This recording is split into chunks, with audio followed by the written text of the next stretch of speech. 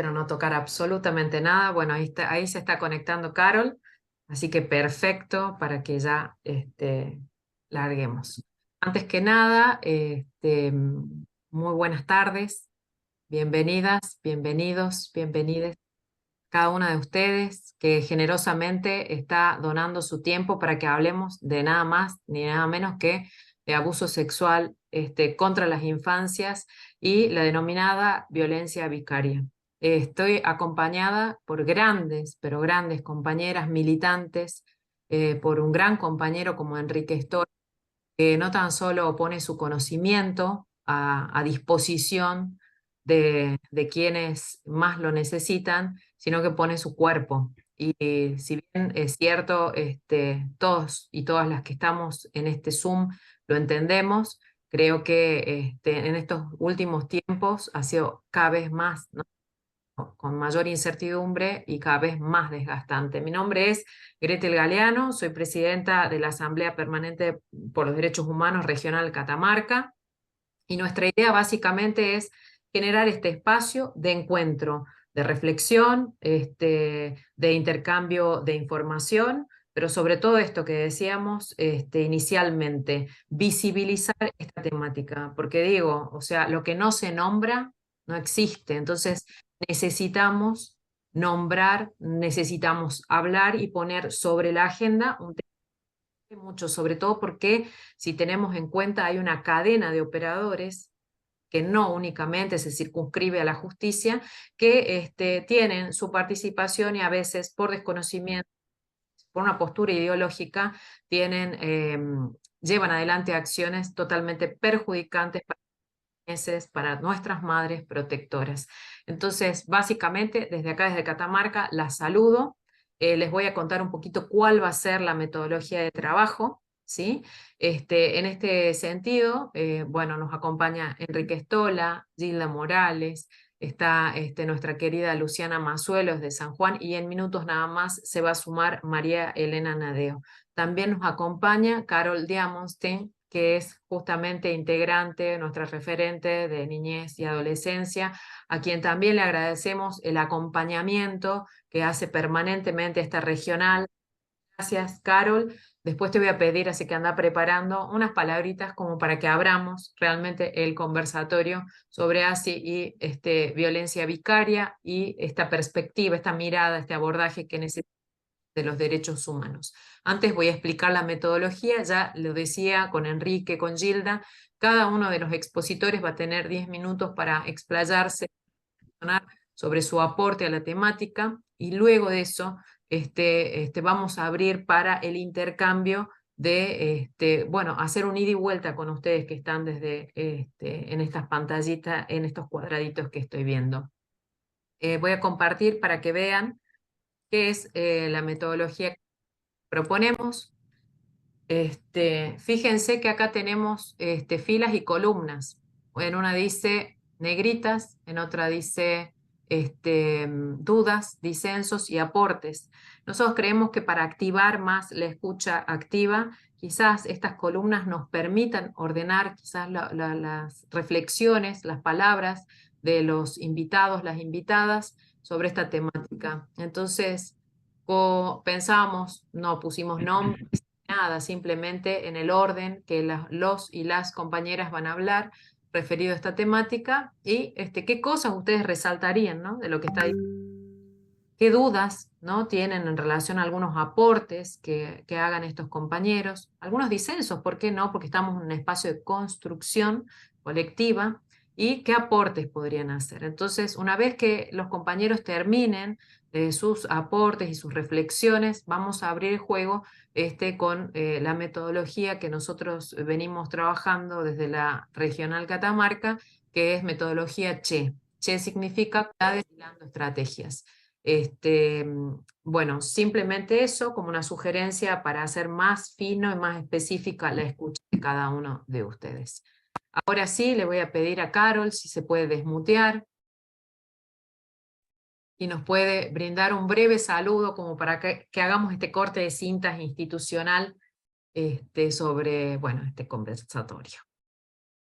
Hola, gracias compañera Gretel. Buenas tardes compañeras y compañeros. Es un placer ver a tantas personas escuchando este conversatorio. Es un tema muy importante para visibilizar desde la situación de violencia hacia las niñeces y desde la situación de violencia hacia las madres protectoras. Es un tema muy complejo socialmente, políticamente. Es parte de nuestra lucha contra valores patriarcales instalados hace mucho tiempo, y bueno, es parte de nuestra militancia visibilizar para modificar, primero para crear conciencia, porque es la conciencia más extendida que va a permitir que produzcamos un cambio cultural. Y a eso vamos. Te felicito, Gretel, y a todas las compañeras de Catamarca. Y bueno, muchas gracias por darme el espacio. Muchas gracias, Carol. Bueno, también agradecer a las compañeras de San Juan, esto no lo armamos solas, siempre se nos ocurre una idea y la respuesta es colectiva, así que está armado íntimamente con, con Luga, con Luciana y también con Val, que está desde Cava. Entendemos que algunos y algunas de ustedes tengan que tener apagadas las cámaras, sabemos que este es un tema que tiene consecuencias para muchas de aquellas que se animan, ¿no?, a visibilizar la situación que están atravesando. Sin más, ¿qué te parece, Enrique? Si comenzamos con tus aportes, bienvenido. Muchísimas gracias por cedernos tu tiempo. Bien, no esperaba hablar primero, así que me pongo en onda. Muchas gracias por la invitación. Muchas gracias por la invitación. Bien, estos 10 minutos quiero remarcar por ahí 3 o 4 puntos. Eh, el primero, que el hecho de que se haya puesto nombre a la violencia vicaria no significa de que no existía antes, ¿no? Siempre existió. Lo que ocurre que la lucha de las mujeres, recordemos que nuestro país tiene, por ejemplo, una ley Micaela, y esa ley Micaela fue votada por el Congreso.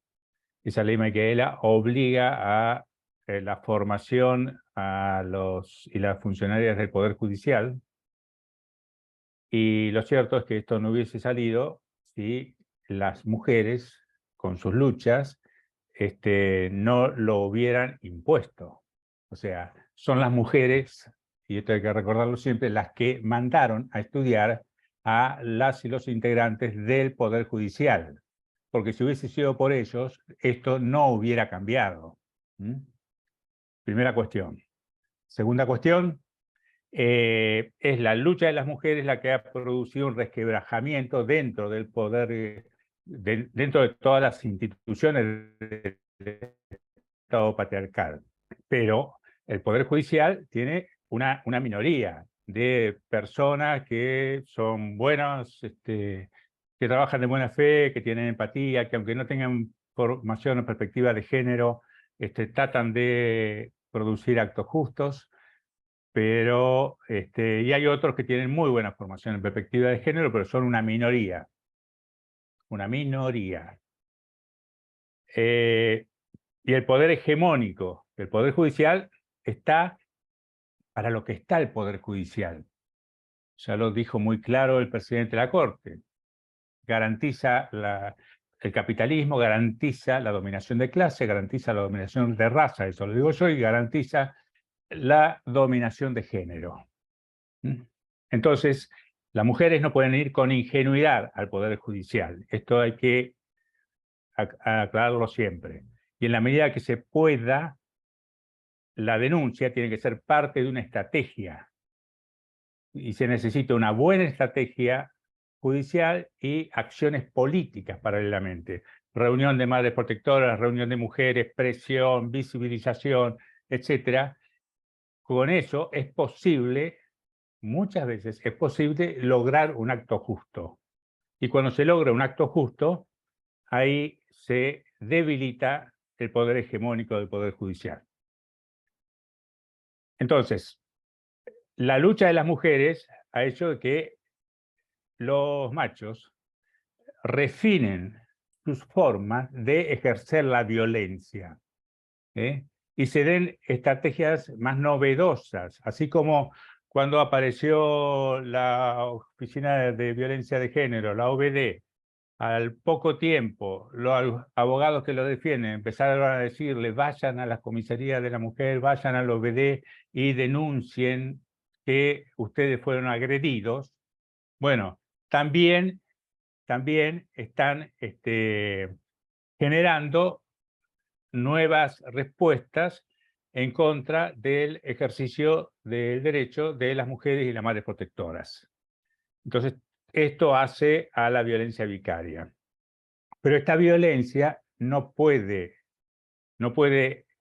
sostenerse si no es con violencia institucional. Es decir, es el Poder Judicial el que sostiene y permite la violencia vicaria.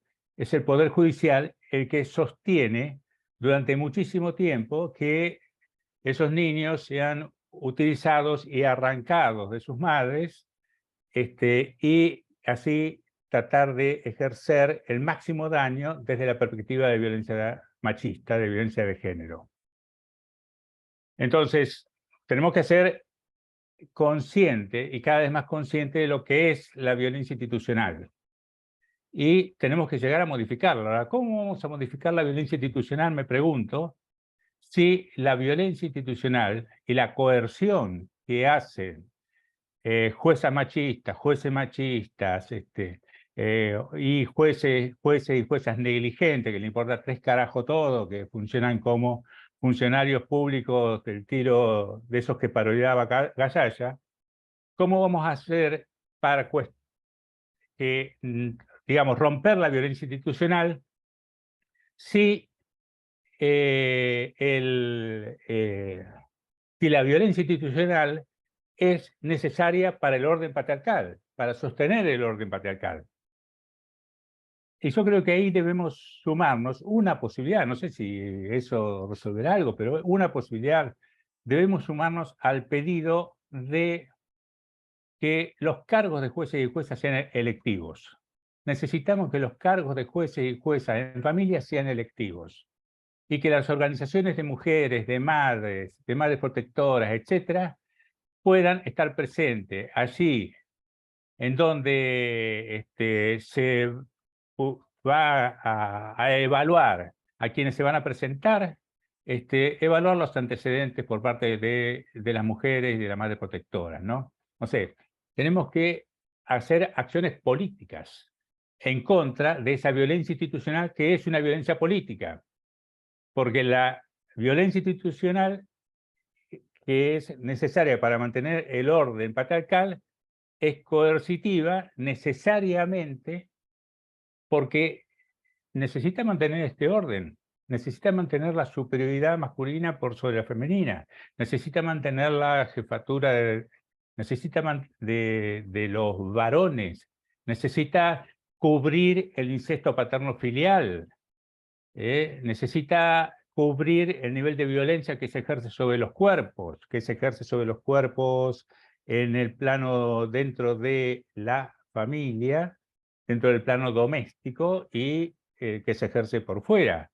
O sea, son diferentes dispositivos que tiene la estructura del Estado para tratar de controlar el tiempo de la vida, ¿no?, de cada una de las personas. Entonces, y con este asunto de legislar sobre violencia vicaria, tenemos que ser muy firmes para que el artículo o lo que se legisle esté dentro de las leyes de protección de las mujeres, porque los varones machistas están intentando y presionando para que esto quede afuera, cosa de poder atacar a las mujeres por violencia vicaria, ¿no? Con esto ya estoy cumpliendo mis 10 minutos y me detengo acá, me parece. Y si no, lo dejo. Estás en tiempo vos. 2 minutos más a la persona que esté. Así que bueno, listo. me Lo detengo mismo acá. después vamos a, seguramente la metodología nos va a permitir intercambiar más información y hablar con vos Muy en, bien. en profundidad. Bueno, le pasamos la palabra a Gilda. No sé si se puede ir desmuteando. Sí, Perfecto. hola, ¿qué tal? Buenas tardes. Muchas gracias también por la invitación. Bueno, un poco para hacer una línea de seguimiento con lo que venía diciendo Enrique, el tema de incorporar la violencia vicaria a nuestra legislación vigente. Concretamente, estoy en conocimiento que hay un proyecto que está presentado, donde se pide la modificación de uno de los artículos, que es el artículo 5 de la Ley Integral de la Mujer, y ahí en ese artículo se pide incorporar la violencia vicaria, que en una traducción simple es la violencia que ejerce contra los hijos, hijas, adolescentes, bueno, el progenitor denunciado, digamos, o sea, es esta famosa frase que dice, bueno, ahora te quitaré los hijos, voy por tus hijos, bueno, violencia que abarca, por supuesto, la violencia psicológica, económica, sexual, física. La violencia, como ya sabemos todas, es muy amplia. Eso es básicamente a lo que estoy en conocimiento, que se está pidiendo incorporar en esta ley, lo cual me parece muy bien. El tema acá de fondo, y yo también lo vengo sosteniendo, lo vengo viendo hace muchísimos años, que no estaríamos teniendo tanto un problema de leyes, sino estamos atravesadas por una violencia institucional superlativa. Hace poco también estuve en conocimiento sobre un pronunciamiento que hizo la ONU, una de sus relatoras, que su nombre es Ralem Hassam o algo así. Y bueno, y ella en este pronunciamiento, por supuesto que trata lo que es la alienación parental, que se da, por supuesto, se da para seguir dañando, digamos, a la mujer denunciante dentro de un proceso penal como denunciante. Entonces, bueno, es esto que por añadidura se sigue ejerciendo a través de los hijos, de las hijas y de las instituciones. Un poco lo que me llamó la atención sobre este documento, que es sumamente valioso, es que está de alguna forma entrampado nuevamente en lo mismo, porque nombra a un montón de países de Europa. Si nos damos cuenta, esto es sistemático, sucede alrededor de todo el mundo, no solamente en el suelo argentino. La Argentina todavía no está incluida en este documento, pero sí Brasil. El tema es que Brasil tiene una ley específica de alienación parental, o sea, la alienación parental en Brasil es ley.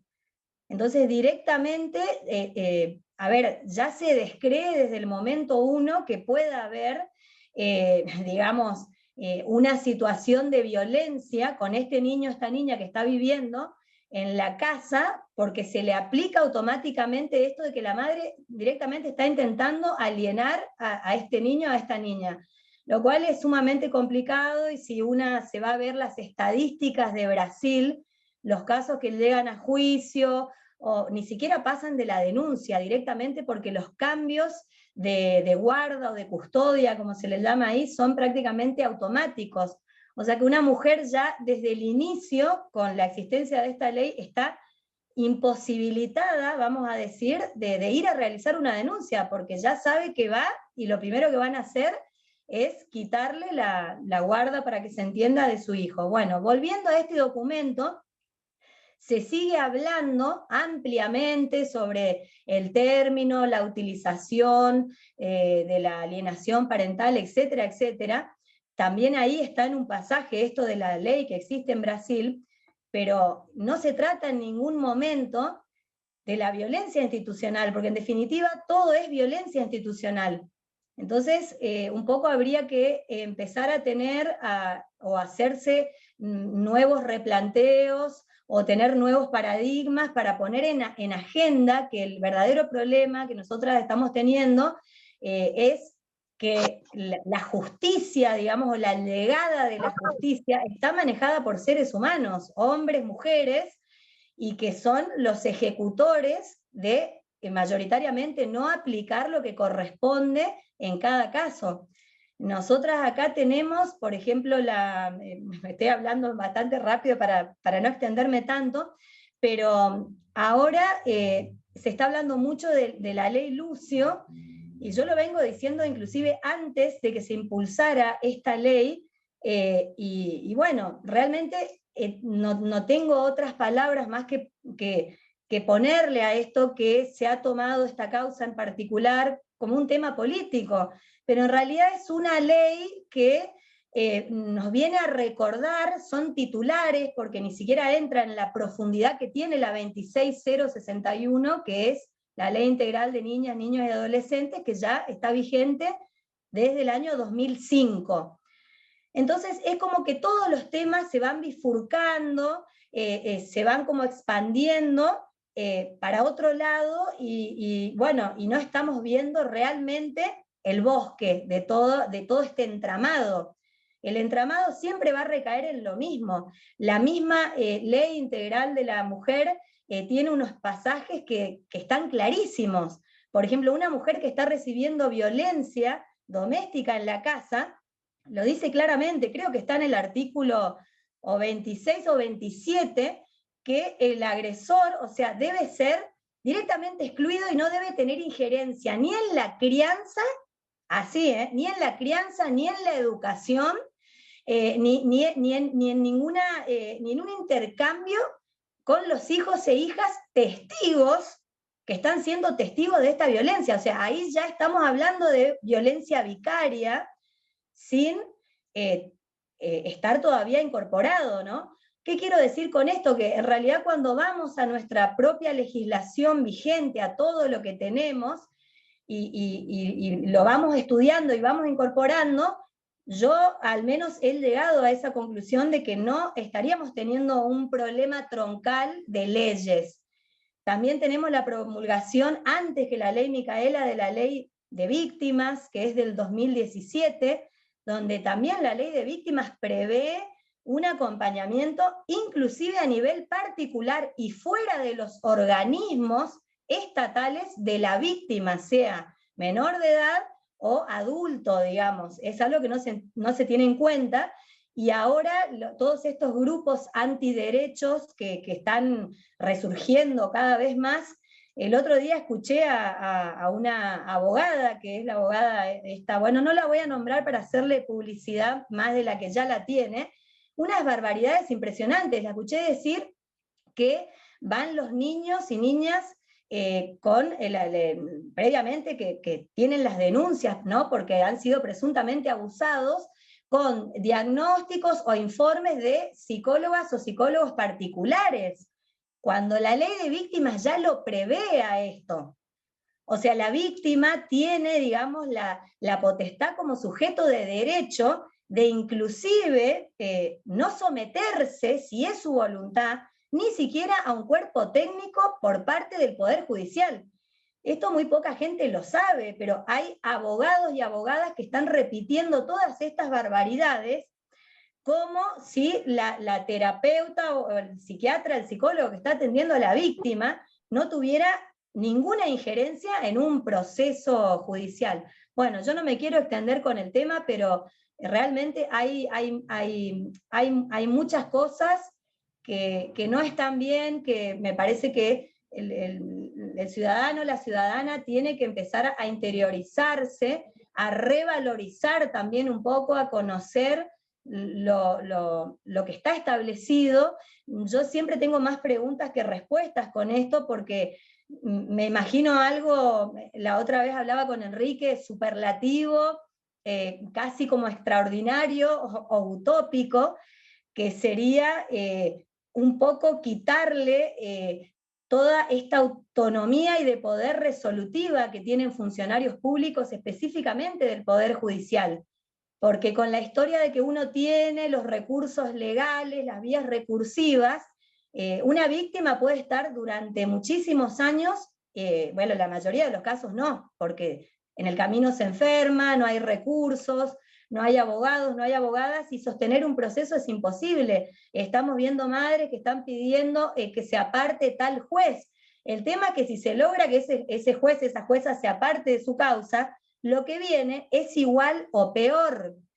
O sea, se sigue sosteniendo, abroquelando el mismo sistema con las visibilizaciones que se hacen cuando ya no hay más nada que hacer. Bueno, es como echarle lava también a un monstruo que se enoja, entonces una empieza a recibir más chicotazo, digamos, más cerramiento de puertas, y esto, por más que una vaya, ¿qué le dicen? Vaya, denuncia al Consejo de la Magistratura, vaya, denuncie penalmente al juez, la jueza. ¿Quién tiene espalda para sostener eso? No tenemos actualmente un ente externo controlador que venga y rápidamente actúe dentro de los procesos. Entonces eso habría que estudiarlo, habría que empezar a ponerlo en agenda, ver que, no sé, que la persona tenga algún tipo de facilidad y de agilidad dentro del proceso y que le esté garantizando todos estos derechos y estas leyes vigentes que realmente no se aplican porque están siempre a voluntad del juzgador. Total, si no te gusta, vas a seguir apelando, vas a seguir apelando 5 años, 10 años, y mientras tanto nada de eso te detiene nada. Entonces, ¿de qué estamos hablando? ¿Cuál sería la solución, digamos? Ni hablemos de justicia, que es una palabra muy grande. Lo único que vamos con un problema troncal y después tenemos 15 problemas más. El primero es económico, porque es insostenible, psicológico, espiritual, y es la destrucción de absolutamente todo. Entonces, bueno, ahí es donde habría, a mi modo de ver, que poner todo el foco. La violencia institucional, que además, en todos estos artículos que están muy bien hechos, muy bien pensados, inclusive en la Ley Integral de la Mujer, también en la 26061, la parte de violencia institucional no está reglamentada. Hay inclusive algunas partes donde está como también propiamente impedida de hacer un traspaso como con alguna articulación dentro del fuero penal. O sea, hay cosas que hay que leerlas bien como con la letra chica. O sea que en definitiva, en todos estos procesos nos sirven para la mera declamación, decir, bueno, esto es lo que está, pero bueno, son como frases utópicas que me estarían avalando algo. Y entre todo este trajín de cosas, vienen otras, como la ley Lucio, a distraernos de lo ya establecido y que tiene mucha profundidad y mucho valor, y que bueno, que parece que no teníamos nada, ¿no? Pero bueno, así estamos. Entonces habría que ver la forma de empezar a hablar de la violencia institucional, nada más. Gracias, Gilda, muy amable por tu aporte, tu reflexión. Vamos a recordarle a las personas que se han sumado unos minutitos más tarde al conversatorio, que una vez que culminen los expositores, las expositoras, recién se va a abrir, digamos, la palabra. Y aún así la palabra va a ser ordenada también, porque la idea es que este conversatorio, digamos, les aporte algo concreto a cada una, que cada una y cada uno de los que están acá se lleve algo concreto. Entonces, habíamos compartido al principio un flyer que tenía columnas negritas, dudas, aportes, disensos, ¿no? Que es un poco como para afinar un poquito la escucha activa sobre lo que nos dijo Enrique, sobre lo que nos dijo Gilda y lo que nos va a decir seguramente nuestra compañera de la APDH San Juan, a quien saludo en estos momentos, Luciana Mazuelos. Le voy a pedir que se desmutee. Muchísimas gracias por trabajar a la par, compañera. Su palabra. ¿Se escucha bien? Grete, Perfecto. ¿sí? Bueno. Bueno, yo les agradezco a las compañeras, a Gretel de la Regional Catamarca por organizar estos espacios. Nosotros desde la APDH, desde todas las regionales del país, hace un tiempo que venimos hablando, elaborando y cuestionándonos nuestras propias experiencias frente al ASI y a la violencia vicaria. Entonces, pensamos que tenemos que darle una perspectiva de derechos humanos, y esto significa humanizar la problemática y acompañarla. Reconocer las violencias. Primero, equipar a la búsqueda de justicia, y con esa justicia lo que queremos es tener un poco de reparación, que esa reparación la tengan las víctimas, les sobrevivientes. Hasta hace unos años la violencia doméstica tenía que ver solamente con el golpe, con quemar, con acuchillar, y los casos más extremos, que era asesinar. Si hace 20 años atrás íbamos a una comisaría y no llegábamos golpeada, sangrando, con el ojo en la mano, probablemente no te tomaban la denuncia y te mandaban a la casa. Cuando ocurría un femicidio, lo que hoy conocemos como femicidio, los medios lo titulaban como un crimen pasional. Pero afortunadamente hemos empezado a desandar ese camino para poder identificar las violencias previas y armar todo el circuito de violencias. Entonces, lo que conocemos hoy es la violencia psicológica, la verbal, la violencia económica, la simbólica, la sexual, y entender que hay formas de ejercer ese daño y que es progresivo y que se repite, además, de la misma manera, sistemáticamente, en San Juan, en Catamarca, en todo el país y en todo el mundo. En el año 2012, la psicóloga argentina Sonia Vaccaro empezó a acuñar el término de violencia vicaria. ¿Que existió esa violencia? Sí, existía. ¿Que la padecíamos, la padecían las mujeres? También. Pero había que ponerla en palabras. Entonces, cuando hablamos de violencia vicaria, estamos hablando de ese daño que ejerce el varón a todo lo que la mujer protege, a todo lo que ella valora, a todo lo que ella quiere. Entonces, pueden ser sus mascotas, pueden ser sus libros, pueden ser sus amigos, sus amigues, pueden ser su familia, pueden ser los espacios de ocio. Ese daño que ejerce el varón puede llegar a lugares extremos.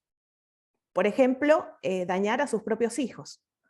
Y lo hace porque esos hijos son suyos también, porque les pertenecen a él, porque los puede tener. Entonces los cosifica y amenaza a la mujer y disciplina cualquier conducta que ella pueda tener, con tal de tenerla, por ejemplo, al lado, y la mujer no se quiera separar. Entonces, la mujer acepta esas violencias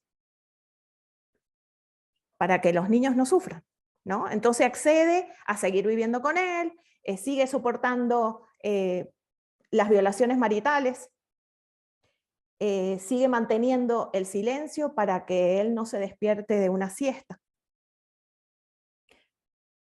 Accede a no irse, a no denunciar, por ejemplo, a no reclamar nada económicamente. Entonces, cuando finalmente esa separación puede llegar, cuando la mujer se puede ir, esa violencia ya no puede ser directa. Entonces, se utiliza a los hijos para provocar dolor en esas madres. Y el objetivo es claro, es dañar, es desmoronar, es desbaratar a la mujer y despojarla de todo, hasta de la justicia. Esas violencias atraviesan todos los lugares y llegan hasta el asesinato de sus propios hijos, ¿no? Pasando por el abuso sexual, el secuestro, la incomunicación, el abandono, la indiferencia, el no pago de la cuota alimentaria, la falta de interés por la salud de las niñas, la falta de interés por su educación. Entonces, cuando en APDH empezamos a hablar de esto, lo hicimos porque Hemos escuchado el grito de las madres protectoras de San Juan, las de Córdoba, las del Chaco, las de Buenos Aires, las de todo el país, y tuvimos que mirarnos y mirarlas también a ellas. Y ver que esa lucha contra el ASI, contra el abuso sexual, contra las infancias, era también contra la violencia vicaria. Es contra las formas y las decisiones también que tiene el Poder Judicial, que lejos de acompañar a estas sobrevivientes, a estas víctimas, se vuelve, como decía Gilda, un monstruo que siempre termina siendo cómplice de los agresores, de todos los agresores. Cuando pudimos hablar de violencia sexual en las infancias, también pudimos hablar entre nosotras, entre nosotres, y hemos encontrado una manera de organizar nuestras luchas. Y esto nos interpela. Y nos interpela también pensar en la prevención, porque aunque sabemos que la ESI es una herramienta fundamental y sostenemos esa lucha por la real implementación, y sabemos que la mayoría de los abusos ocurren en las casas, muchos de esos abusos son en la primera infancia, donde hay niños que todavía no están escolarizados. Y esos abusos ocurren también en muchos hogares donde ya existen otros tipos de violencia. En un mundo ideal no existirían ni los agresores, ni los violadores, ni los abusadores, ni los femicidas. Pero ellos existen antes que nuestra lucha, que nuestra organización, existen antes que la ESI. Y están ahí y persisten. Y cada vez crecen más. Y se alimentan entre ellos y son cómplices de todo este sistema patriarcal. Pero sí pensamos desde APDH que es la educación el camino para erradicar las violencias, para tomar decisiones y conocimientos de todas las situaciones, porque el abuso sexual en la infancia ocurre generalmente en las familias, pero la mayoría de esos abusos se develan en la escuela, en el grado, en un curso. También se develan en un taller, en una asamblea, cuando podemos sentarnos con las compañeras, con los compañeros a hablar de estos temas. Además, porque sabemos que finalmente la ESI va a contribuir a generar nuevas masculinidades y trabaja sobre los mandatos y sobre los estereotipos. Nosotros desde APDH lo vemos y queremos revalorizar la perspectiva de derechos humanos para abordar estos temas y la perspectiva de las infancias, porque esto nos permite mirar esta problemática y comprender todo el panorama, sus paradigmas, sus quiebres, y construir espacios como este conversatorio, para poder escuchar y para poder aprender y para poder acompañar. Y aprender a acompañar, que es lo más importante que estamos haciendo. Gracias, nada más. Muchísimas gracias, Luciana. Realmente bastante interesante el aporte que cada uno de ustedes hizo. Surgen un montón de preguntas. Yo les decía al principio que para afinar un poco la escucha activa, tomáramos un poco de nota, ¿no? En relación a cada uno de los aportes de los y las compañeras. Entonces, ¿qué resaltaríamos? ¿Qué dudas, ¿no? Nos surgen a raíz de los aportes de Enrique, de Gilda, de Luciana? ¿Qué cosas también, o sea, uno no acuerda, ¿no? Porque esta situación es compleja, por supuesto, y hay realmente muchísimos intereses en juego, factores políticos, factores ideológicos, factores culturales que muchas veces nos juegan en contra a la hora de hablar de abuso sexual contra las infancias y de violencia vicaria. Ustedes saben que lo compartía con Enrique, creo que con Luciana también, hablaba con una persona, con una psicóloga, hace un par de semanas atrás, y le decía, es importante, vamos a hacer esto, qué sé yo, pero ¿qué es violencia vicaria? Entonces yo dije, bueno, lo voy a compartir así, para que no me salgan subtítulos. Luga me conoce bien, entonces salen subtítulos. O sea, dije, yo estamos en el horno, ¿no? O sea, estamos en el horno. Entonces, digo, hay marco normativo, Enrique. Hay avances con algunos profesionales comprometidas. La pregunta rápido que se viene a mi cabeza es, hay supuestamente una figura jurídica que es el abogado o la abogada del niño. ¿Qué pasa? Que no se implementa, o quizás si se implementa, ayuda, no ayuda, el marco como está, no es conocido, hay que democratizarlo, hay que modificarlo, son todas esas cuestiones, ¿no?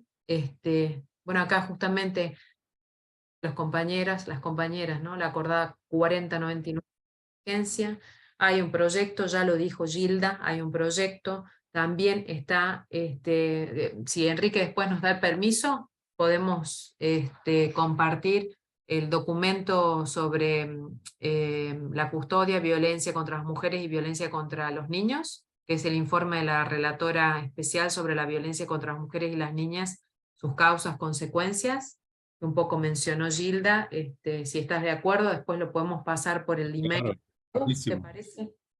Bien, le vamos a dar la palabra, les voy a pedir, por favor, que seamos breves para que podamos interactuar con Enrique, con Luciana y con Gilda. O sea, la interacción, la palabra está vinculada a que podamos dialogar con ellos tres. Le voy a dar la palabra a Gloria, por favor desmuteate Gloria, después sigue Yanela. Les voy a pedir que seamos breves, 3 minutos, no más de 3 minutos, como para que podamos hacer más dinámico el encuentro. Ahí está Gloria, bienvenida, muchas gracias. Hola, ¿qué tal? Bueno, estoy desde un celular, es un poquito complicado, pero bueno.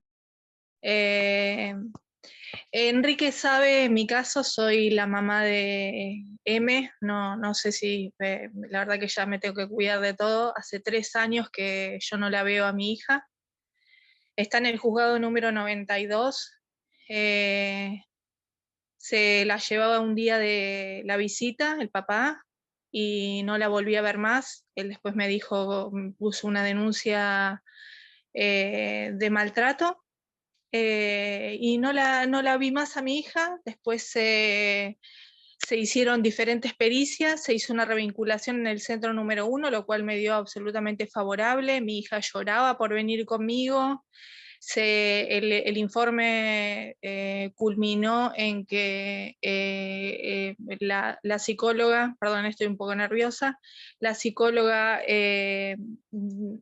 sostenía que el padre era el obstructor y que la niña tenía miedo a represalias del papá, que teníamos un vínculo absolutamente bueno. A mí me hicieron varias pericias, todas me dieron excelentes. A mi hija también le hicieron pericias, las cuales coincidían con las del centro de salud número 1. El juzgado, todo esto que se elevó, nada. El padre dice una sola palabra en la audiencia y se le hace caso a lo que dice él. Él no se hizo ninguna pericia, se mudó, la cambió a la nena de colegio. Estoy absolutamente perdida.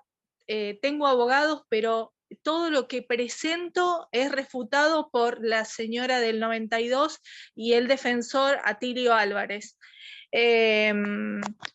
Cuando fui a preguntar en qué colegio estaba mi hija, fui a preguntar cómo estaba, me habían puesto como madre ausente, ni siquiera estaba en la ficha, figuraba como mamá. Bueno, me presenté con la absoluta sorpresa de la persona de legales del colegio. ¿Qué hizo el papá de mi hija? Fue y me denunció por acoso a mi nena. ¿Qué hizo el juzgado 92? Lo tomó y dijo que yo no me acercara más, que ni siquiera la vi, simplemente fue a preguntar cómo iba ella en el colegio. Entonces, no encuentro cuál es yo realmente me encuentro desesperada, no sé cómo hacer para salir de este círculo. Los escritos se presentan, ya tengo, obviamente, como dijo Gilda, tengo problemas económicos, trabajo en el mismo lugar, lamentablemente, que el obstructor, que es la Universidad de Buenos Aires. ¿Me siguen escuchando? Ah. Bueno, y ahí se han presentado agresiones, he hecho todos los protocolos, pero bueno, no sé si después puedo pasar mi teléfono o alguien me puede orientar cómo se sigue esto o si tengo que esperar. Es más, en el mismo juzgado, perdón, 92, que sea un poco desordenada, cuando él se casó con la mujer que está ahora, la psicóloga del juzgado del 92 me dijo, acordate que lo próximo es vienen por tu hija. Y yo dije, no, no puede ser una cosa así. No, no hay fundamento, no hay nada. Pensé que él ya casado ya estaba fuera digamos, del poder, bajo del pie de él, lo que no pasó. Entonces no entiendo cuál es la vuelta, qué es lo que tengo que hacer para poder verla, porque apenas presento un escrito es rebotado o no la puedo ver, o sin ningún fundamento, repito. Di absolutamente todos y él tiene antecedentes de probation, antecedentes de obviamente violencia hacia nosotras dos, y hoy por hoy es nada, van más de 3 años ya. Nada, no sé si fue un poco desordenado, les pido disculpas, acabo de llegar del trabajo, me conecté, y bueno, quisiera que las que tienen un poco más de herramientas, yo soy una mamá que no sé, ya siento que me quedan pocas fuerzas. Yo ayer le mandé un video a Enrique de mi hija, y es agotador y da una impotencia, siento que estoy gritando abajo del agua y que no hay justicia, ni hablar de esa palabra, me parece que es una mafia. No entiendo cómo no la escuchen ni siquiera a mi hija, no, nada. Las lágrimas que le fluyen a ella cuando fui al colegio, me dijeron que ella estaba llorando porque me quería ver, pero tenía que decir que no, por miedo al papá, nada más. Gracias, Gloria. Muchísimas gracias. Seguramente Enrique pueda aprovechar, ¿no? Tu valentía en contarnos y compartir tu experiencia para poder también reflexionar juntos y darles herramientas a tantas mujeres que hoy se encuentran en el Zoom, que muchas han pedido no habilitar la cámara justamente para protegerse, ¿no? Para protegerse porque uno entra, digamos, en un sistema donde realmente no sabes si puedes decir, si puedes denunciar, si no puedes. Enrique. Sí, yo creo que aunque es muy difícil, las que pueden denunciar tienen que denunciar a las jueces, y bueno, pueden comerse un bozal legal, ¿no? Que les impidan seguir hablando, nombrando. Esto es lo que suelen hacer los jueces y las juezas. Pero es muy difícil porque hay mucha perversión por parte en jueces y juezas. No solo falta de capacitación, esto es secundario, no hay sensibilidad y hay conductas absolutamente perversas. Este caso que recién señaló, hay otras madres que sus hijos han sido arrancados hace años, bueno, conocemos el de Gilda, otra jueza en Córdoba plantea que el centro de vida de la nena está en una ciudad y la madre, que es la protectora y tiene excelente relación con su hija y la deja con la madre, no sé, a 200 kilómetros. Y cuando el centro de vida de cualquier niño o niña es con los afectos que pueden contenerla, sostenerla, no es una ciudad, ni es el colegio necesariamente. Así que es muy difícil. Yo creo que las mujeres madres protectoras tienen que tratar de unirse, superar a veces muchos quilombos que se arman entre pequeños grupos e instituciones, etc. Y aquí un llamado también a las organizaciones feministas. Las madres protectoras en general están muy solas. Acá, en España, en Francia, en todos los lugares. Los feminismos no han tomado hasta el momento esta situación como bandera, sí, como tema a discutir y ponerlo sobre la mesa como se puso y se pone la cuestión de la interrupción voluntaria del embarazo, por ejemplo. Este tema no está en la agenda de la mayoría de las organizaciones feministas. Es un tema político. No, no, por supuesto, gracias. Por supuesto, hay un gran porcentaje que no toma y hay otros que tratamos de sembrar en la arena.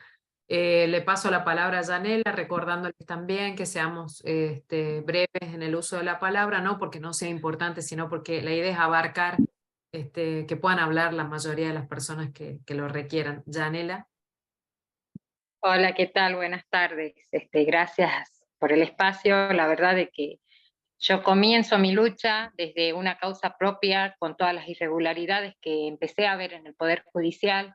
Después empecé a acompañar víctimas, sigo con mi causa abierta, con muchísimas falencias, la corrupción de por medio, el tráfico de influencias, donde me cuesta todavía todas estas cuestiones y no puedo ni denunciar a las juezas que están llevando las causas de familia, que revincularon a mi nena abusada con la familia del abusador, con juezas súper violentas, viendo, o sea, además estamos en Salta, donde el norte sabemos que es ultramente patriarcal, machista, que el Poder Judicial es terrible, y en medio de eso nos vienen y nos quieren sacar, imponer una ley que es del registro de tutores de lazos, que lo comenté, salí a pedir ayuda, porque en el primer momento yo creía que era, cuando me hacen una nota en página 12, pensé que era la misma, que era del impedimento de contacto, y salí a dar lo que en los grupos de madres protectoras me comentaban.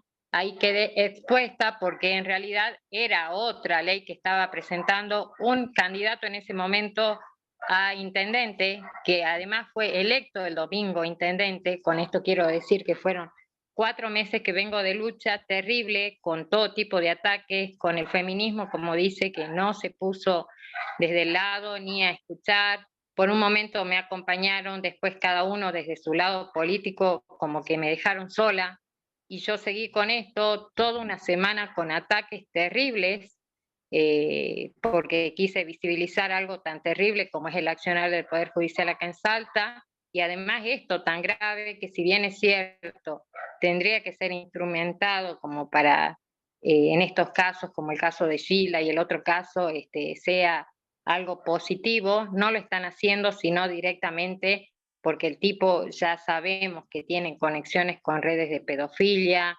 que además tenía una cuestión de casos, un caso creo que tenía una denuncia de abuso de menores, pero que fueron todas totalmente silenciadas.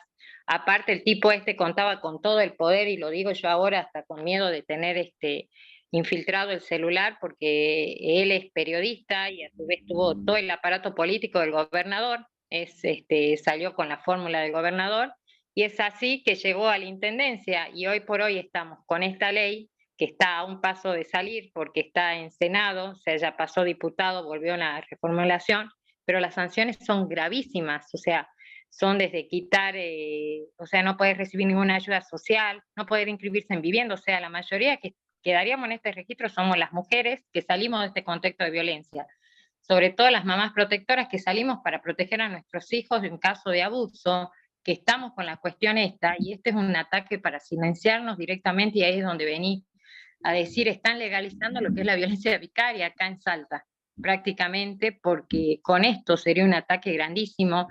Se pidieron audiencias, se hicieron documentos desde diferentes espacios antes de que sean el tema de las elecciones, que habían organizaciones que nos acompañaban, y bueno, lamentablemente después que cada uno empezó a seguir la línea política y que terminaba vinculada con este candidato en ese momento, dejaron de acompañar, ahora están viendo cómo rearmarnos con todo esto, pero yo me encuentro súper expuesta, porque salió en los medios nacionales, y con miedo, con este miedo, y todo es como que creen que, bueno, las madres protectoras somos las únicas a las que esto no nos perjudicaría, sin darse cuenta, ir más allá, que esto vendría a atacar los derechos fundamentales. O sea, si estamos hablando de legisladores que hacen este tipo de leyes justamente para violentarnos, porque saben, por ejemplo, y encima el tipo salió a defenderse en un video a decir que él estuvo participando en las 2 leyes tanto en esta de registro como en la de registro de deudores alimentarios.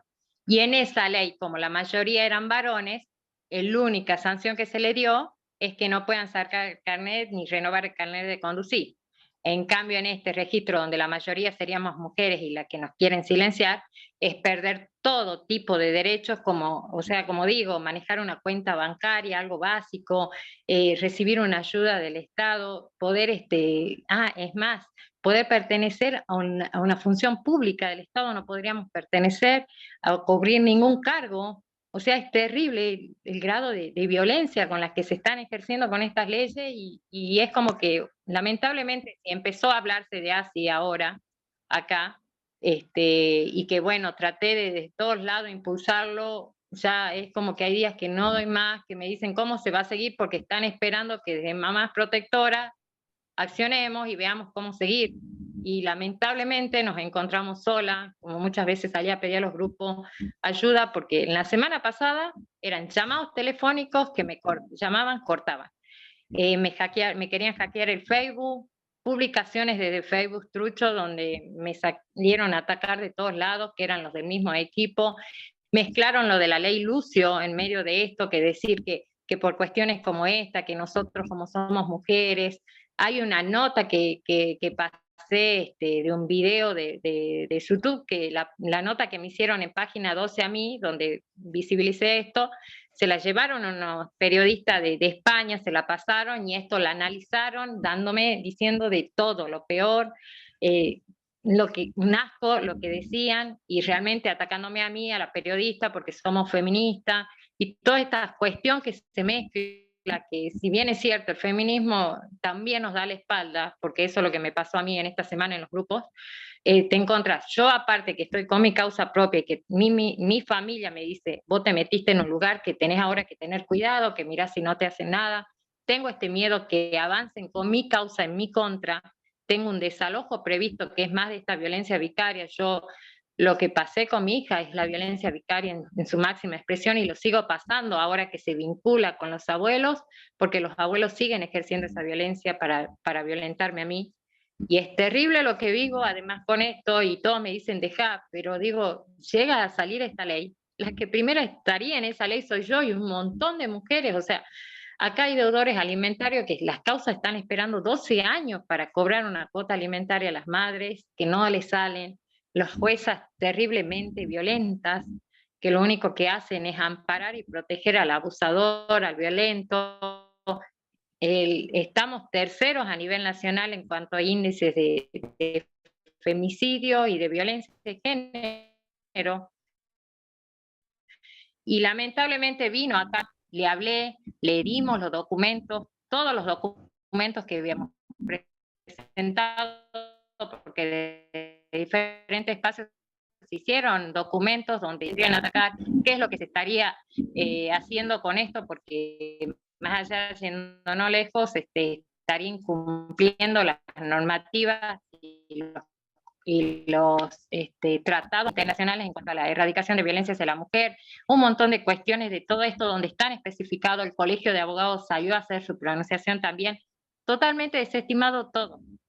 Jamás se nos abrió el diálogo a nadie se nos llamó, decían que iban a esperar que pasen las elecciones, ahora tenemos que ver, pero bueno, con esta postura de ya un intendente, el mismo gobernador haber salido reelecto, toda esta cuestión, la verdad es que yo el domingo sentí, así literal, y lo digo porque yo estos días estoy viviendo, o sea, una desencadenada de situaciones en toda la cuestión de decir, me siento sola, no solo por mi propia causa, que sé que por eso salí a acompañar a las mamás, porque es horrible sentirse sola ante todo el ataque del sistema, ante la injusticia que vivimos, y además luchar con una ley, poder querer visibilizar y que la misma gente salga a atacarte es terrible. Sentirme sola desde las instituciones, porque si le hablé a la ministra de Género, se llevó la secretaria de Diversidad de Género de acá de la provincia, la secretaria de la Secretaría de Infancia también, a todas les llevé, a todas les hablé, y es más, me paré en el mismo foro que había de mujeres que vino la ministra y se lo dije delante de todas, de las compañeras, le dije, acá hay una situación de total desprotección, hay una total violencia institucional en todos los factores. Acá realmente los organismos que tendrían que trabajar para amparar y defender los derechos de las mujeres no lo están haciendo. Entonces yo le dije, si ustedes están en esa posición y pueden hacer, a la funcionaria le dije, ustedes están a tiempo, esa ley tiene que frenarse. Todo desestimado. Siento de que ya mi grito no da para más. Estoy desbordada, la verdad, y bueno, esperando de que, bueno, desde otra organización que hay como Vínculo Saludable, que está hay otra mamá protectora, hicieron también la presentación, pero totalmente desestimado todo, y viendo ahora, vino la diputada Macha, hicimos un conversatorio para visibilizar, pero bueno, como estábamos en campaña, siempre ese ataque que recibí también de decir, vos estás con tal equipo político, estás de qué lado, de tal lado, y pasó esto. Ahora viendo, bueno, eso era más o menos transmitir. Yo creo de que en un momento me dijeron plantear de modificar esto, que en esa misma ley que tengamos la protección, pero viendo cómo está implementada y cómo la están tratando tan rápido que la quisieron hacer silenciosamente, es porque hay otro trasfondo de esto, que sabemos que estas redes de pedofilia financian campañas políticas, y este tipo capaz que está involucrado en eso, por eso es que se la está sacando con la rapidez que lo hicieron, y por eso es que hay el silencio y el hermetismo total como el que hay. Gracias, Daniela, muchísimas gracias. Renuevo, ¿no?, la palabra, el coraje y la valentía que tienen cada una de las madres de exponer la situación, sabiendo que, como decía Enrique, ¿no?, o sea, hay algunas consecuencias, sobre todo porque quizás tienen más herramientas que nosotras, no lo sé, quizás algo para reflexionar. Lo cierto es que es importante seguir visibilizando. Estamos convencidas de que la manera de lograr algo de incidencia es aportar nuestro granito de arena, que de pronto una madre protectora de Punilla, de Córdoba, como una madre protectora de Catamarca, o una madre que aún no se asume como protectora porque no conoce quizás ni identifica las violencias a las cuales está siendo sometida permanentemente, con este tipo de encuentros, con este tipo de redes, pueda saber registrar y saber que hay ciertos protocolos, que hay ciertas cuestiones, pero también, como decía Enrique, la violencia vicaria está sustentada, alimentada y legitimada por la violencia institucional. Bueno, creo que agregué un par de palabras. Enrique, por favor, no te impartes a tu reflexión. Le voy a pasar la palabra, si ustedes están de acuerdo, a Flavia Díaz. Le voy a pedir a Yanela si se puede mutear así el sonido gracias, que sale mejor. Les voy a contar algo. Cuando Flavia envió el email y dijo, soy infectóloga, médica infectóloga, se me vinieron muchas cosas a la cabeza. Y dije, ¿qué pasa con aquellas madres protectoras o aquellas niñeces que de pronto tienen alguna un HIV o tienen alguna, ¿no?, alguna situación, alguna condición de salud que, digamos, empeora la situación, y la violencia institucional lo único que hace es hacer mella en esa situación? Flavia, la palabra, por favor, tu palabra. Hola, buenas tardes. Gracias por darme la palabra. Antes que todo, no sé si me escuchan bien. Sí, sí, perfecto. Bien. Bueno, varios temas. Sí, yo soy madre, soy infectóloga y también trabajo en el Hospital Fernández de Buenos Aires y en el Borda. Entonces, desde lo personal y lo profesional, la temática me atraviesa. Puntos que me quedaron al escuchar atentamente a todos los disertantes, y muy conmovida también con todos los relatos de la madre y de las madres. Y volviendo a Enrique, algunos de los puntos, algunas de las palabras que utilizó, esto de la perversión del sistema, ¿no?, que no va solo en los hombres, sino, bueno, como se mencionó en varios relatos, en abogadas mujeres, por ejemplo, o juezas mujeres. Yo lo que me pregunto, y me lo vengo preguntando a mí misma y con colegas que hablamos con el tema, es si como sociedad, porque los trastornos de personalidad psicopáticos, la falta de empatía, la perversión cada vez a través de la neurociencia, esto va avanzando. Entonces, tenemos herramientas objetivas hoy en día para poder, como sociedad, quizá exigirle al sistema de salud público, al cual trabajo, no tengo un acceso elevado, soy una simple médica empleada de hospital público, pero digo, a estos cargos que son los que justamente están sentenciando una cuestión tan dramática como que las que se están contando acá, si no se deberían ser estudios específicos. Por ejemplo, les doy un ejemplo, una tomografía de emisión de positrones, un PET, es un estudio que quizás sale 20.000, 30.000, 50.000 pesos, pero habla muy bien de los sectores del sistema nervioso en cual en personas con trastornos de la personalidad psicopática ya se pueden ver rasgos, no solo con un test psicológico o una evaluación psiquiátrica. Entonces, si en estos jueces o mismo del Poder Judicial, Ejecutivo, perdón, están, digamos, teniendo estos poderes, si no deberíamos como sociedad exigir un mínimo para llegar a estos cargos de salud mental, digamos, ¿no? Que pasen estos requisitos, porque a mí realmente me da muchísimo miedo todo lo que estamos viviendo. Sigo escuchando y cada vez son más dramáticos y aterradores todos los relatos que yo escucho y veo a nivel profesional y ahora acá en estos encuentros, y quiero tratar de encontrar una solución en resolverlo, y realmente la subjetividad y el poder siempre están como ganando, ¿no? Entonces trato de ser lo más subjetiva posible, quizás una utopía, pero me lo pregunto y lo quiero compartir a esta mesa para ver qué piensan, qué posibilidades, qué cuestiones también podemos hacer concretas para que, digamos, lograr pasos con respecto a esto, porque claramente este tipo de personajes no van a los psicólogos, no van a los psiquiatras, porque justamente le huyen, porque ahí es donde se podría encontrar este tipo de diagnósticos, ¿no? Que desde la neurociencia hay bastantes herramientas como para poder ponerle este tipo de aviso.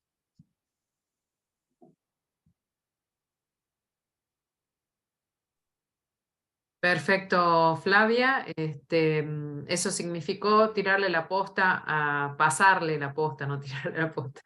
Según la Real Academia es pasarle la posta. A Enrique, a Gilda o a Luciana. Como para que le pasemos la palabra, usted diga. Estoy esperando escucharlo a Enrique, por favor. Que nos explique. Sí. Bueno. Habilidad, Yo Enrique. utilizo la palabra perverso, no necesariamente definiendo una estructura psicológica, sino una conducta perversa que a veces puede tener un contenido sexista, racista, clasista, en fin. Traigo a colación, por ejemplo, que en base a los avances de la neurociencia, hay un psiquiatra español que está jodiendo con el tema de psicópatas integrados, y acá hay todo un grupo que quiere sacar una ley para castigar a los psicópatas integrados. En realidad, lo que están queriendo hacer es obturar que no se visualice cómo es el sistema de dominación masculino y cómo es el sistema patriarcal, porque la mayoría de los tipos violentos y también de los tipos que son abusadores, incestuosos, etcétera, no presentan una patología,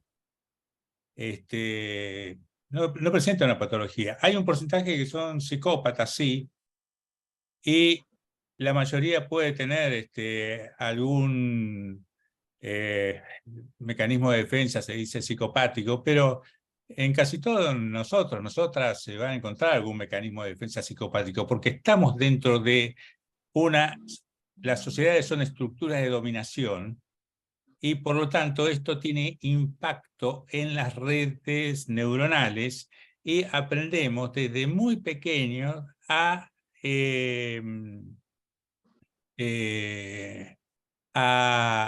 aprendemos a mentir, aprendemos a manipular, somos manipulados. Desde el ser manipulado aprendemos a manipular, desde el rol contrario. Recuerdo que en la década del 70 se hablaba mucho de ese obrero que era un luchador y de golpe en la fábrica lo colocaban como capataz y se constituía en el peor de los capataces. Es decir, había aprendido del contrarrol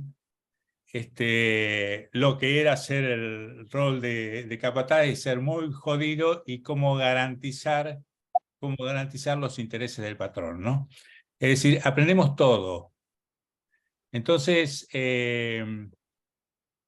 si la cosa pasara por estudios, bueno, sería cuestión de hacer una batería de test a todos los personajes y también algunos estudios ya con las últimas tecnologías, y tendríamos resultados y descartaríamos a todas esas personas que, por ejemplo, muestran características ya de psicopatía. Pero que se muestre características de psicopatía no significa que necesariamente la persona va a actuar negativamente, porque también muchos psicópatas son muy inteligentes, saben adaptarse a la realidad y nunca van a aparecer como personas jodidas y quizás ni lo van a hacer en su vida personal.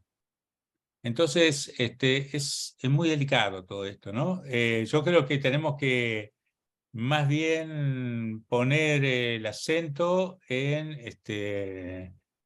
idear luchas contra la violencia institucional y idear luchas para que realmente se concrete la educación sexual integral, y también empujar luchas para que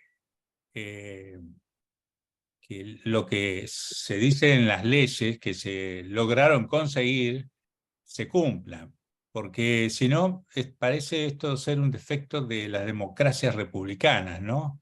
Se lucha mucho para conseguir una ley, por la presión se llega a conseguir y luego de eso se produce la desmovilización y los sectores conservadores comienzan a obturar la posibilidad de que se concrete esos derechos, se dé respuesta a esos derechos para los cuales salió la ley. Bueno, no sé, hasta aquí puedo decir. Gracias, Enrique, es súper claro. Realmente sí, no abandonar la lucha. Y pensaba en Luga, pensaba en Silvia, pensaba en todas las que muchas veces copamos las calles. Los feminismos, no todos dejan fuera de agenda, digo esto por las compañeras de San Juan, que me consta que hay un permanente acompañamiento a las madres protectoras, y la idea justamente en Catamarca es visibilizar en los territorios, dar la palabra, ver qué es lo que está pasando, ¿no? Y poner nombre a eso que se intenta silenciar. Silvia, tenés la palabra. Después de Silvia sigue una compañera que en el chat, Cecilia se llama, Cecilia también después de Silvia, ¿sí? Por favor sean breves, así podemos hacer circular la palabra y le sacamos el jugo a Enrique, a Gilda y a Luciana. Silvia, desmuteate, por favor. Bueno, buenas tardes compañeros, compañeras, compañeres. Realmente conmovedor participar de este conversatorio.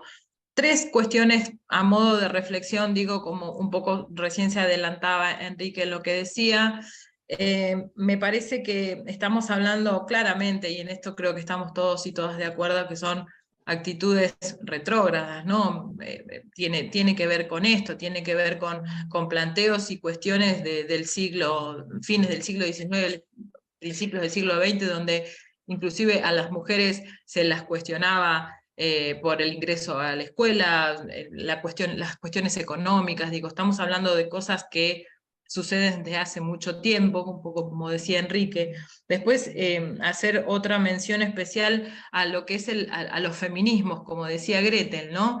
Los feminismos entendiendo esto como un movimiento social, cultural, económico, político, del siglo XX, que trasciende, no solamente, que digamos que no es una cuestión solamente de mujeres, sino que también las que militamos los feminismos tenemos que empezar a entender que es una construcción colectiva donde todos y todas tenemos que estar involucrados. Y dentro de esos feminismos que planteamos también están los tipos de dominación, y dentro de los tipos de dominación está el patriarcado como el eje fundamental de esto que venimos hablando y que, insisto, como militantes, no solamente militantes de derechos humanos, sino militantes de los feminismos, tenemos que empezar a concientizar una nueva sociedad donde, digamos, que identificando esto que nos atraviesa a todos y a todas. Y por último, las cuestiones, esto que decía Enrique, la ley Micaela como un dispositivo de prevención, de formación, de concientización, pero no solamente al Poder Judicial. La ley Micaela hace hincapié a la capacitación de los 3 poderes del Estado, ¿no? Entonces, cuando nosotras hablamos y damos las capacitaciones en ley Micaela, por lo menos acá en Chubut, donde yo soy replicadora de ese mecanismo, lo que decimos es, podemos tener las mejores leyes, con las mejores voluntades y los mejores debates, con perspectiva de género, en la legislatura, las mejores leyes, la mejor normativa jurídica la podemos tener, podemos hacer hincapié en la formación a los jueces, como decía Enrique, inclusive en un momento yo había trabajado en un proyecto para capacitar a los que conforman y las que conforman los consejos de las magistraturas, que son los que eligen a los jueces, ¿no? Formarlos y capacitarlos y que tengan antecedentes en derechos humanos, perspectiva de género, pueblos originarios, en fin, una serie de cuestiones. Y el Poder Ejecutivo, como eso que decía Enrique también, en esta mesa donde están los 3 poderes del Estado, insisto, podemos tener las mejores leyes, podemos capacitar a los jueces, podemos pedir una reforma judicial con perspectiva de género, pero si el Poder Ejecutivo no tiene la decisión política de instrumentar estas leyes, evidentemente a esta mesa le falta una pata. Entonces, ahí es donde me parece que tenemos que trabajar desde el lugar de militantes que somos, para poder entender, no más para poder entender, para poder concientizar y darle una respuesta inmediata a todas estas madres que estoy escuchando, que realmente conmueven y destrozan el relato y demuestran el cansancio de luchar contra un monstruo tan grande como es la corporación. Nada más, eso. Gracias, Gretel. Gracias, Silvia. Antes de pasarle la palabra a Cecilia, a quien ya le pido por favor que se vaya desmuteando, Enrique, Gilda, Luciana, hay un par de preguntas que me parece que está bueno como para que ya vayan pensando, reflexionando para dar una respuesta. Agustina Otero dice, ¿qué se hace con el argumento de que hay madres que ejercen violencia vicaria? Porque ese es uno de los argumentos que usan y lamentablemente hay mínimos casos en los que es cierto, de alguna manera afecta a todos si decimos que son los varones, ni hablar de la reacción alérgica en la sociedad. Sé que la estadística nos muestra que afecta mucho más a madres, pero me preocupa la argumentación. Le responden, por supuesto, pero me parece que sería muy bueno escuchar a nuestros y a nuestras invitadas. También Ximena Martínez habla del uso de Backlash, que no persigue otro fin más que desprestigiar a las y los profesionales de la salud que trabajan en la temática de abuso sexual contra las infancias y la violencia infantil. Entonces me parece importante, bueno, primero escuchar a Cecilia y después pasarle la palabra a las invitadas, así damos una respuesta a estas inquietudes que se plantearon dentro del chat de este Zoom. Cecilia. Sí, ¿qué tal? Buenas tardes. Bueno, me presento, yo soy Cecilia, trabajo en un hospital público en la Ciudad de Buenos Aires, soy trabajadora social, conformo un equipo de salud mental y a la vez soy estudiante de abogacía. Entonces, escuchaba a Flavia y a Silvia y me parece que, como hay que varias cuestiones que lo dijeron muy claro, que hay que capacitar a los equipos de salud mental. Y en esto sí quiero tal vez ser como mandar un tirón de oreja a los psiquiatras infantos juveniles que no les interesa la temática en infanto-juvenil en relación a los abusos en las infancias. Entonces, al estar integrado un equipo interdisciplinario por psicólogos, trabajadores sociales y otras profesiones, me parece que es fundamental exigir que se creen más cargos en salud mental y la formación. Porque sin eso, es como decía la compañera anteriormente, que el Ejecutivo no abre cargos, va a haber un bache terrible. Entonces ahí nosotros como trabajadores, acompañantes de las niñeces que tienen esta situación, y también los usuarios del sistema de salud, tenemos que exigir que se fortalezca el sistema de salud mental para abarcar esta problemática y otras que muchas veces se atraviesan. Nada más que eso, muchas gracias. Gracias, Cecilia. Bueno, le paso la ¿Puedo decir palabra algo? a los invitados. ¿Puedo decir algo? Enrique. Sí. Doy un ejemplo. La Universidad de Buenos Aires es la universidad más prestigiosa de nuestro país, más prestigiosa en el sentido de que es más conocida en el mundo y además reconocida. Sigue produciendo trabajadores y trabajadoras sociales, psicólogos, psicólogas, médicos, médicas, abogados y abogadas que no saben un carajo de perspectiva de género, ni tienen ninguna formación, ni nada. Nada. A lo sumo, en psicología puede haber un seminario electivo y pueden tener en alguna materia alguna colega, pero listo. O sea, salen sin tener idea de lo que son las agresiones sexuales a la infancia, a las mujeres, las consecuencias que esto trae, sin nada. Entonces, y esto es porque hay poderosos intereses dentro de esas carreras que tratan de evitar esa formación. Poderosos intereses machistas, conservadores, etcétera, ¿no? Esto por un lado. Estoy de acuerdo con que habría que capacitar. Por otro lado, psiquiatras. Estadísticamente en nuestro país hay pocos psiquiatras de acuerdo a la cantidad de habitantes, pero en general los psiquiatras tampoco tienen idea de perspectiva de género. Y además no les interesa, y menos les interesa participar en juicios, tener que hacer un informe y tener que ir a un juicio. Entonces se lavan olímpicamente las manos. Y están bien atravesados por el discurso médico, un discurso absolutamente disciplinario y machista. Hablo de psiquiatras varones, mujeres, por igual. Es mínimo el porcentaje que tiene formación, es muy poco el porcentaje que tiene formación o que es sensible a estas situaciones, ¿no? Y que puede poner la oreja y podría hacer un certificado, pero si no, se tratan de lavar las manos totalmente. Bueno, no sé si había alguna pregunta más sobre qué opinar. ¿Y qué respuesta dar con respecto a la violencia vicaria? Sí, yo doy mi opinión, no sé las compañeras que den después su opinión, pero si sacamos una foto y vemos que una madre está pegando a sus hijos, una madre está pegando a sus hijos. Punto. Si sacamos una foto y vemos que el padre hace cosas con estos hijos, tenemos que tener en cuenta que cuando es un varón que está ejerciendo violencia y que está manipulando a estos hijos, este varón ya estuvo ejerciendo violencia históricamente sobre esta mujer.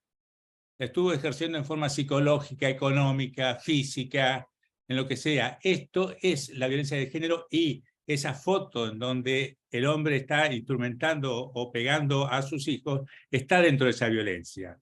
No ocurre lo contrario. Además, esa mujer está incluida dentro de lo que es la violencia estructural del sistema, que ya desde pequeñita, nomás desde que fue niña, que le dijeron que era una mujer, la colocaron en situación de subordinación.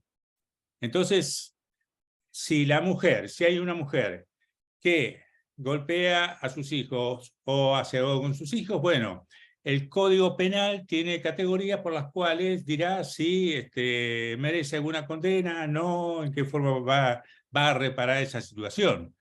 Pero no tiene nada que ver con la violencia vicaria. La violencia vicaria califica un hecho que está dentro de la violencia machista, dentro de la violencia de género. Yo quería agregar una cosa Sí, Gilda. respecto a la pregunta que hizo acá la compañera. Absolutamente todos los derechos conquistados por las mujeres siempre, no solo que se cuestionan, sino que siempre estamos en un permanente retroceso por la avanzada de la gente opositora antiderechos. O sea, esto de la violencia vicaria, que ahora está tan en auge y que estamos hablando en este momento, a nivel personal pienso que también va a ser utilizado, por supuesto, en contra nuestra, como ya lo han utilizado en el juicio del niño, en el caso de Lucio Dupuy. Hay una condena perpetua, pero también hay una apelación por parte de los abogados, del progenitor de Lucio, por la cuestión que no le dieron, lo único que no le dieron en ese juicio fue la violencia de género invertida, que de esto tampoco se está hablando. ¿Pero por qué no se la dieron? Simplemente porque no está legislada. Entonces, para que se la puedan dar, necesariamente tiene que salir de una jurisprudencia, o sea, no se la van a dar, que estas son, hipótesis mías, abiertamente en la sentencia del juicio. Por eso, con la posibilidad de que se lo dieran, está esto ahora apelado, porque quieren que se establezca que ha sido un crimen de odio y que lo mataron por el solo hecho de ser hombre. Esa es la máxima exponencia de un ejemplo que está en este momento ahí, ¿no? Apelado. Entonces, bueno, esta posibilidad existe, es muy lamentable. Por otro lado, yo no es que tenga un encono personal con este caso, pero sí me indigna el tratamiento que se le dio, porque no tengo las estadísticas en este momento, pero sí las he visto, y las muertes de niños, niñas y adolescentes en manos de hombres masculinos son alarmantes en nuestro país y oscilan y trepan a más de un 80%, están pisando casi el 90%. Pero lo peculiar de este caso es que cuando se trató de 3 hombres del otro lado, se movió un país, se sancionó una ley que es un mamarracho, yo lo vengo diciendo inclusive antes con el proyecto. Esto es como el becerro en la montaña, digamos, todos bailando y pensando que esta ley viene acá a salvar niños y niñas, y es un mamarracho. Y yo lo digo, no tengo miedo de decirlo, y todo lo que se dijo además, porque yo además he seguido el juicio, esto ha sido un delito continuado. ¿Qué quiere decir continuado? Que este niño durante 2 años sufrió torturas, vejaciones, durante 2 años, no es que vino una de las asesinas y lo mató en una tarde. O sea, acá estamos hablando de 3 personajes, progenitor, tío y abuelo, que no tienen ni una sola denuncia penal ni dentro del proceso civil. Y todavía lo estoy esperando a que presente y que haga públicas las denuncias, porque cambiaron el relato y con relato movieron un país, y el feminismo de base no acompañó esto. Yo la verdad que quiero pensar o supongo que no ha acompañado, porque no se pueden parar al lado de ninguna mujer madre protectora, y no hablemos nada más de un niño o de una niña, hablemos en un montón de casos aberrantes de lo que fuera. O sea, cuando vos tenés una mujer tiene de mínima 3 denuncias, 5, 25, el 90% de las muertas tenían inclusive más de 10 denuncias en su haber. Y esto en este caso, lamento decirles que no ha sucedido.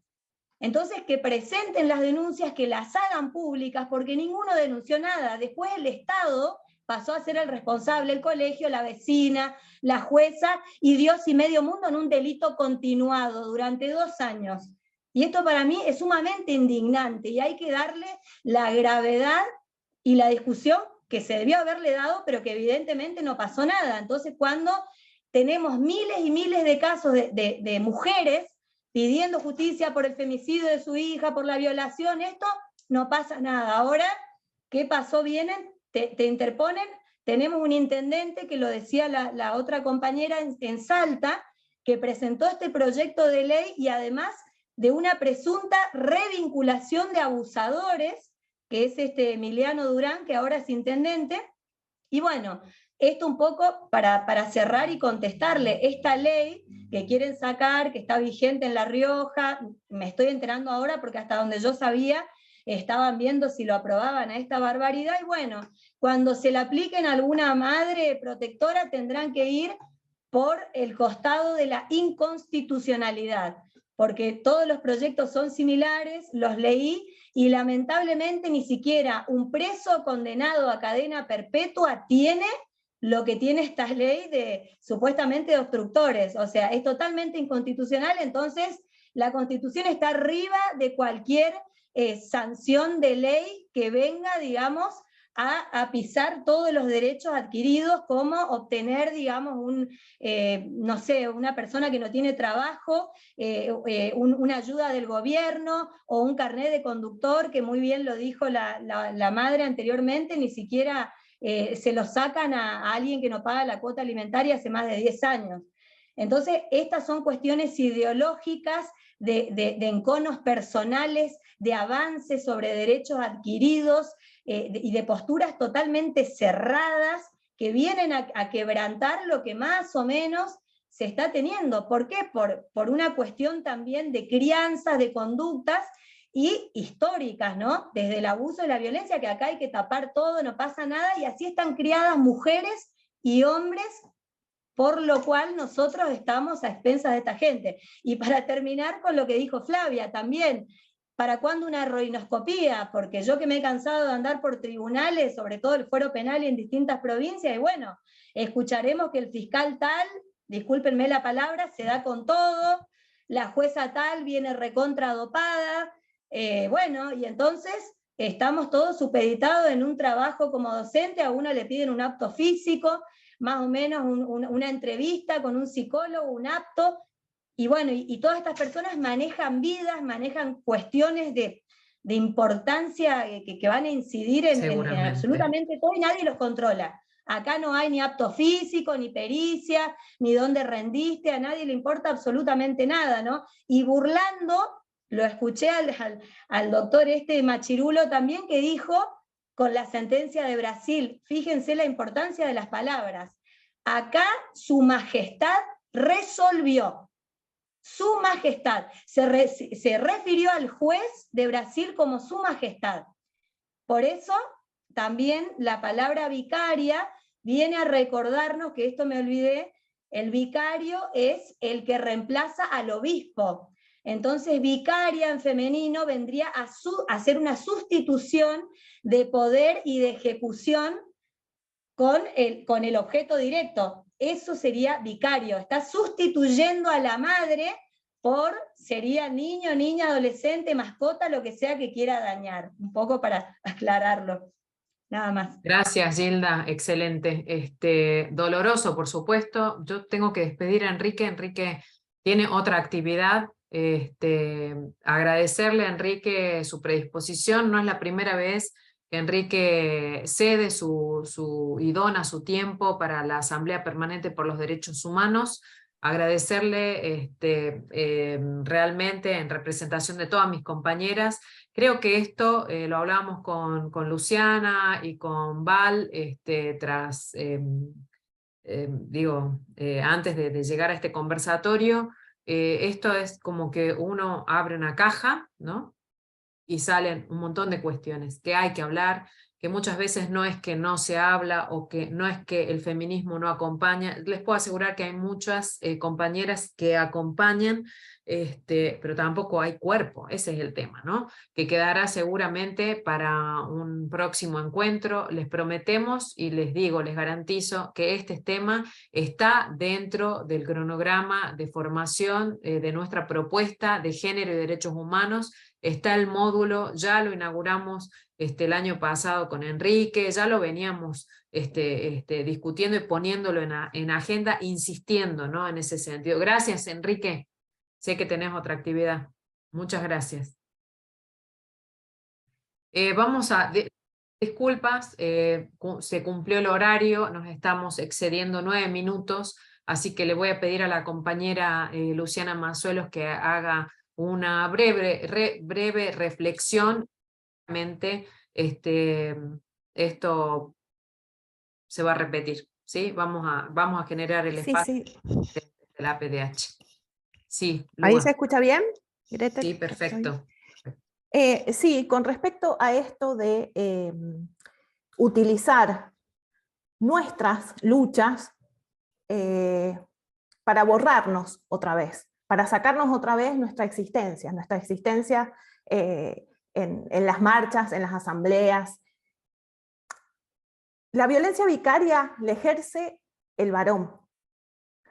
Es una violencia interpuesta que supone que utiliza a niñas para dañar a un tercero. Y ese tercero es la mujer. Ya nos pasó lo mismo cuando comenzamos a hablar de violencia de género, que salieron los grupos antiderechos a decir, bueno, no, pero también hay violencia de género cuando atacan el varón. Es como lo que decía Gilda, es violencia de género al revés, y lo siguen repitiendo en los medios, en los consultorios, lo siguen repitiendo en las aulas. Es tremendo, pero es así, se quieren apropiar de todo, hasta de los términos. Cuando hablamos de violencia de género, y la violencia vicaria es violencia de género, porque es una violencia machista y es una violencia patriarcal, lo hacemos porque reconocemos esta desigualdad histórica que hay entre varones y mujeres. La cuestión del poder económico, la cuestión de la fuerza, la sumisión, como decía Enrique, de cómo nos etiquetan y cómo nos estigmatizan en el momento que nacemos y tenemos vagina, ¿no? Todo lo que tenemos que hacer y todo lo que debemos ser por ser mujeres. Ni hablar cuando elegimos otras identidades. Entonces, me parece que hay que dar una batalla que es también discursiva, que es también política, porque las mujeres no ejercen violencia vicaria, es otra violencia, es maltrato, es golpe, es abuso sexual, es abandono, pero no es violencia vicaria, porque cuando empezamos a hablar de femicidios, y decían, bueno, pero también un femicidio cuando una mujer mata a otra mujer, también es femicidio. No, no es femicidio, porque estamos hablando de las relaciones de poder, y somos nosotras las que morimos todos los días. No se muere un varón a manos de una mujer, todos los días se muere una mujer, una compañera trans, una traba. No son los varones los que se mueren. Y cuando se empieza a acuñar el término de violencia vicaria, se hace para darle una identidad a esta violencia que sufren miles, millones de mujeres en todo el mundo. Había que ponerlo en un lugar, y es esto. Entonces, demos la batalla discursiva, porque también los sectores antiderechos de los medios de comunicación, del Poder Judicial, también se van a querer apropiar de esto. Como se quieren apropiar del término violencia de género, y dicen violencia de género al revés, cuando quieren culpar a una mujer por femicidio cuando cometió un asesinato. Ya hay leyes, ya está en el Código Penal estipuladas todas esas violencias. Que no nos quiten tampoco la palabra, y que no nos quiten nuestro discurso, porque transforma nuestra lucha, porque encontramos cómo nombrar estas violencias. Así que esto también lo tenemos que conversar adentro de las organizaciones, por fuera, y cuando acompañemos a las madres protectoras. Bueno, muchísimas gracias. Quedamos en deuda para aquellas compañeras que pedían la palabra. Estamos excedidas de tiempo, no es que uno no quiera, sino que pasamos de una actividad a otra, tenemos que desocupar el Zoom, tenemos que seguir. Así que nada, está la promesa desde la Asamblea Permanente por los Derechos Humanos de que vamos a seguir proponiendo los espacios de encuentro. La veo Blanca, la veo a Paola, la veo a Silvia, la veo a Luga, y sé que sí, que está garantizado ese espacio de encuentro. No simplemente, viste, que te dicen, ustedes por catarsis. No, no es catarsis.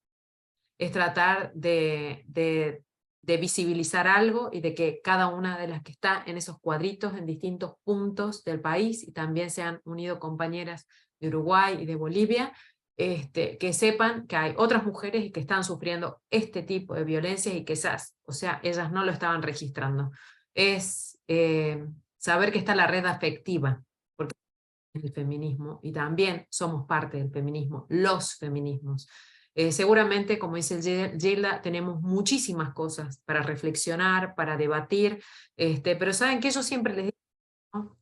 Nosotros tenemos una capacidad enorme para interpelarnos, no así las otras áreas, no así los otros segmentos, las otras personas, los otros grupos antiderechos, esos que no les importa que haya diferencias, se unen y avanzan sobre nuestros derechos.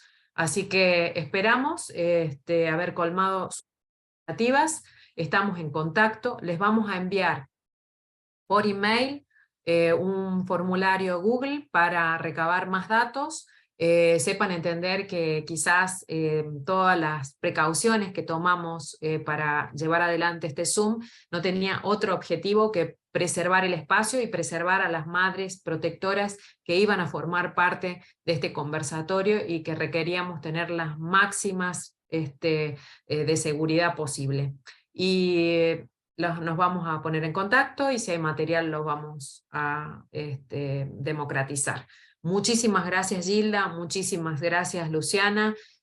María Elena pidió disculpas, está todavía con un tema bastante grave en la Defensoría, así que por eso no ha podido estar presente hoy.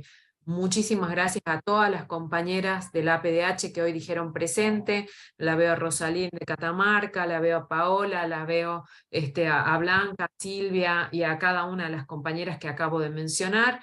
Está Susana también. Bueno, un abrazo inmenso. Nos queda muchísima tarea por hacer y bueno, vamos a estar en contacto. Muchísimas gracias por tu tiempo. Chao, chao. Gracias.